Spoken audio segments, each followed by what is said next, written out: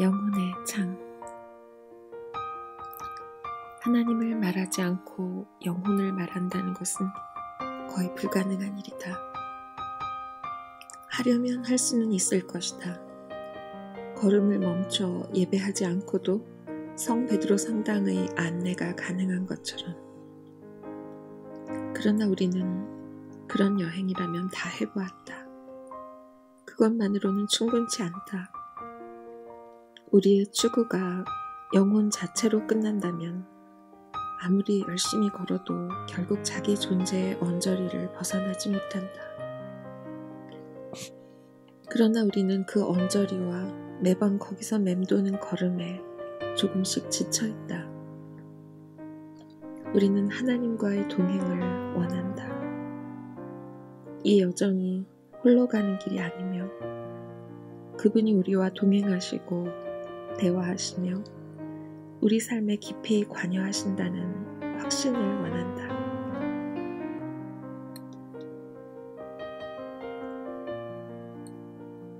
우리 모두에게는 그런 친밀감을 경험한 순간들이 있었다. 뭐라 설명할 수 없지만 그렇다고 가볍게 지나칠 수 없는 순간들. 아침 햇살에 부드러운 손길이 침실 창으로 새어들어와 우리 눈을 간지려 영원한 곳에 눈뜨게 하는 것처럼 하나님이 우리의 삶을 만지시던 순간들. 그 창은 단순한 깨달음의 순간일 때도 있다. 판단은 더디하고 이해를 속히 해야 한다는. 그러나 간혹 그 창은 우리 존재의 가장 깊은 부분에 들려오는 말일 때가 있다. 우리를 잠깨워 인생의 여정을 준비시키는 말. 위기를 일깨우거나 안식처로 인도하는 말. 내가 누구이며 지금 왜 여기 있으며 인생의 이 특정 시점에 해야 할 일이 무엇인지 가르쳐주는 말일 수 있다. 햇빛보다 더 밝은 놀라운 은혜의 순간. 그것은 우리가 평생 그토록 듣고 싶었던 바로 그 음성, 하나님의 말씀일 수 있다. 가장 희미한 메아리까지 놓치지 않으려 가장 가파른 언덕까지 오를 가치가 있는 너무나 소중한 말씀. 영혼의 창은 바로 그 말씀을 듣는 곳이다. 그리고 그 여정이 시작되는 곳이다. 태초에 하나님은 하늘을 펼치시고 아름다운 별들로 밤을 수놓으셨다. 해에게 하루의 리듬을, 달에게 한 달의 리듬을, 절기에 한 해의 리듬을 정해주셨다. 갈대밭에 바람이 불게 하시고 멀리서 천둥이 울게 하셨다. 흙덩이로 당신의 형상을 빚어 생명을 불어넣으셨다. 그 형상을 온전케 하고자 짝을 찾으시고 두 절반을 하나로 묶고 당신의 피조세계의 중앙무대에 두셨다. 그리고 유혹과 타락, 엄청난 상실, 숨어버린 인간. 하나님은 숨은 그들을 찾으셨다. 그 이후로 그분은 그들의 자녀들과 그 자녀들의 자녀들을 찾으셨다. 그리고 나중에 그 찾는 사연을 글로 남기셨다. 하늘과 땅이 섞여 빚어진 우리는 두 세계 사이에 있다. 한편으로는 숨고 싶다. 한편으로는 찾고 싶다. 아직 읽을 수 있는 희미한 마음의 말과 아직 볼 수 있는 흐릿한 영혼의 그림을 통해 더러는 숨은 곳에서 나와 찾는 일을 시작했다. 우리는 우리가 잃은 것이 그림 속에 있나 보려 그림을 그렸다. 우리가 잃는 것이 음악 속에 있나 보려 곡을 만들었다. 우리가 잃은 것이 돌 속에 있나 보려 조각을 새겼다. 막막할 때도 있었지만 그러나 그것이 무엇인지 모를래야 모를 수 없던 때도 있었다. 우리는 많은 길을 통해 하나님께 다가간다. 하나님도 그런 것들을 통해 우리에게 다가오신다. 그분의 다가옴은 말씀으로 시작된다. 우리의 다가감은 들음으로 시작된다. 그분의 찾음은 보이심으로 시작된다. 우리의 찾음은 봄으로 시작된다. 하나님을 찾는 우리와 우리를 찾으시는 하나님은 일상생활의 창에서 서로 만난다. 이것이 영혼의 창이다. 영적으로 훈련되지 않은 이들에게 이것은 영적 훈련 같은 것이다. 실은 훈련 중에서도 가장 혹독한 훈련이다. 창을 보고 그것을 통해 들려오는 음성을 들으려면 항상 눈여겨보고 귀 기울여야 하기 때문이다. 소리는 때로 희미하고 그림은 때로 아득한 까닭이다. 눈에 보이는 것 이상을 보고 들리는 것 이상을 듣기 위해 우리는 언제 어디서나 민감해야 한다.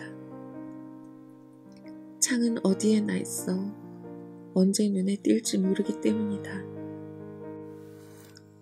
때로 우리가 그 창의 한 광경이 될 수도 있다. 그러나 그것을 알아차리기란 쉽지 않다. 오랜 세월 우리를 찾으신 그분을 찾지 않는 한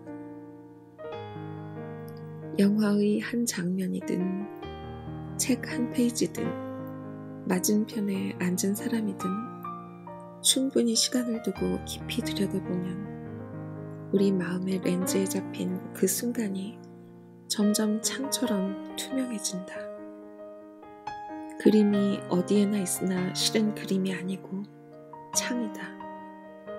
그림 너머 저편을 볼 수 있는 눈만 있다면 자세히 보면 2차원의 액자 너머로 일상생활의 캔버스에 칠해진 평범한 색조 너머로 뭔가를 볼 수 있다.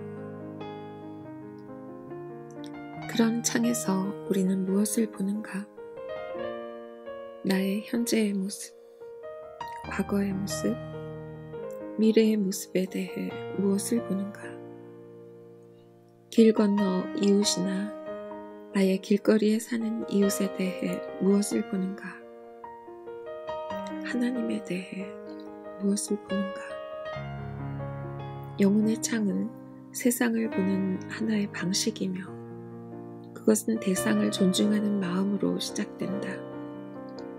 그리고 존중한다는 것은 거기 뭔가 볼 것이 있음을 아는 것이다.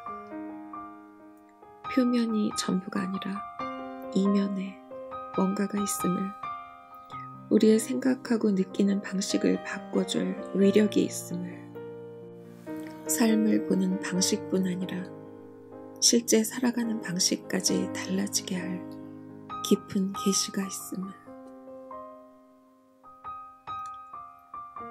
창에 있는 것을 보려면 먼저 걸음을 멈춰야 한다. 그리고 C.S. 루이스의 말처럼 거기 정확히 무엇이 있는지 선명히 보일 때까지 보고 또 보아야 한다. 우리 삶의 일상적 사건 이면에 뭔가가 있다. 우리가 지나치는 모든 이들의 삶의 이면에 뭔가가 있다. 우리가 찾아내지 못하면 그것이 우리를 찾아낸다. 우리 어깨를 두드리며 재촉한다. 걸음을 멈추고 하나님이 주시는 말씀을 듣고 보라 한다. 우리는 떨기나무 주위에서 야생 딸기나 따고 있던 적이 얼마나 많은가. 마치 야생 딸기가 전부이기라도 한 양. 날마다 여기저기 오가면서 스쳐 지나는 이 땅의 많은 떨기나무들 속에서 하나님의 불꽃을 보지 못한 일이 얼마나 많은가. 거기서 나를 부르는 음성을 그냥 놓쳐버린 일이 얼마나 많은가. 어떤 사람이 랍비를 찾아와 이렇게 물었다고 한다. 하나님께서는 모세에게 왜 떨기나무 속에서 말씀하셨습니까? 하나님이시라면 적어도 영산의 정상에서 천둥 소리로 말씀하셔야 한다는 것이 그 사람의 생각이었다. 랍비는 이렇게 말했다. 이 땅에 하나님의 영광이 머물지 않는 곳이 없다는 것, 보잘것없는 가시덤불조차 예외가 아니라는 것을 보이시기 위함입니다. 낮고 겸손하게 찾아오시는 하나님 특유의 방법을 깨닫지 못하는 한 우리는 이 땅에 천국이 가득한 순간들, 하나님이 인간의 태를 빌려 태어나는 베들레헴의 순간들을 그냥 지나쳐버리고 말 것이다. 말구유 건초더미 위에서 성스러운 것을 볼 때까지 우리는 그 창을 보고 또 보아야 한다. 영혼의 창 중에서 켄 가에어 지은 두란노